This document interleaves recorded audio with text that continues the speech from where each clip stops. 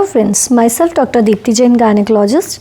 Today we will be discussing about how one can prevent a recurrent problem of vaginal infections or recurrent white discharge problem. So first of all, we need to know that what is vaginal discharge and what is normal and what is abnormal.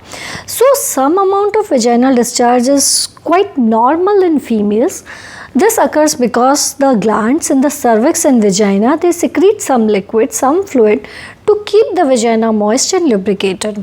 This is important and this also helps in prevention of the infection. Because of this discharge, the harmful bacteria are wiped away from the vagina. So getting some amount of discharge is completely a normal thing, and the discharge, the consistency, it may vary. It may be watery, vary from a watery transparent white to thin milky white liquid. It can vary, and it also varies as per the cycle. That means at what point of cycle you are seeing it, because the pH of the cycle varies, and you see that just before periods it may become thick, sticky, white. At the time of ovulation, that means in the mid cycle, it may be watery and the amount may suddenly increase. So slight changes are normal. So now what is abnormal white discharge? Abnormal white discharge is a discharge which is either copious, your undergarments are getting stained because of them. Because of that vaginal discharge, it is associated with itching or a burning sensation. You have fever, you have lower abdominal pain, or it is very foul smelling. So if you have any of these features, then definitely it is abnormal. Definitely you go to your doctor, you go to your gynecologist, take the treatment, come back to. But what happens? Again after 2-3 months you get the same infection. So how you can prevent this recurrence, this again and again getting of a vaginal infection or this white discharge problem? So what you need to do, what the things which you need to keep in your mind and follow. The first and foremost important is keeping the area dry. Keeping the private parts, the perineal area, the vaginal area dry is a very, very important thing, because whenever that area remains moist, then the chances of fungal infection goes high, because in the moisture damp areas the fungal infections increases. So whenever do you urinate, you need to wipe it off, you need to keep the area dry. Always I don't say that you need to wash it with water and soap, but definitely to keep it dry is important. Second important thing, avoid tight clothings, avoid tight lowers. You need to wear something loose and with cotton. The undergarments should be specifically made of cotton because they are easily breathable. So chances of getting moisture and infection because of that decreases. So wear cotton undergarments, and your lowers should not be very tight. They should be loose clothings, right?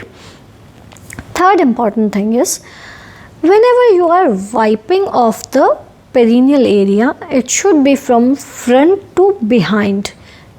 Mind it, from front to behind. That means you always wipe it from vaginal area towards the anal area, not the reverse way. Because if you will wipe it from behind to front, then there will be possibility of transmitting the infection from the anal area to the vaginal area. So you always have to wipe the area from front to behind, right?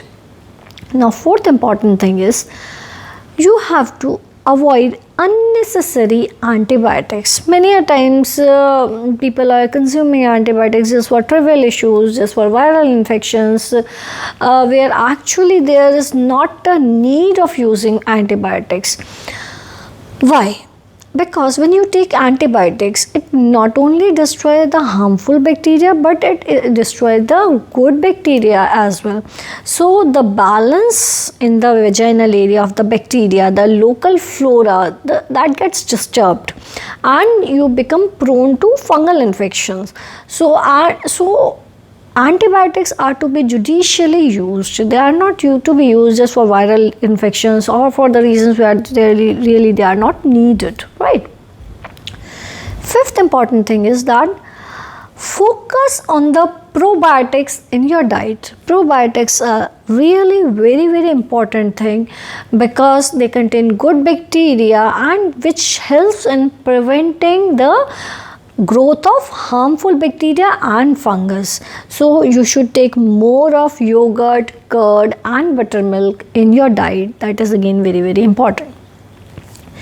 Sixth important thing is practice safe practice. You have to avoid multiple partners and use barrier methods during relationship. That also is very much helpful. Seventh important thing which you have to keep in mind is you do not have to use scented perfume, scented deos or scented soaps. You need not to do douching of the vaginal area because that disturbs the vaginal flora, right? Coming to the eighth important point is if you are a diabetic, then maintain proper sugar levels. Proper treatment of diabetes is very important because if your sugar levels will fluctuate, sugar levels will go on a higher side, then the possibility that you get repeated fungal infections is very high, right? Ninth important thing, whatever you are using for your menstruation, maybe sanitary napkins or tampons, whatever you are using, you have to change it at proper interval. You don't have to delay it the whole day you are wearing the same sanitary napkin or the same tampon, even if the bleeding is less. You have to change it frequently at a 4 to 6 hourly interval. That is really important. And the last but not the least, your undergarments should be properly dried. They should not be moist. This is very important, specifically in the rainy season.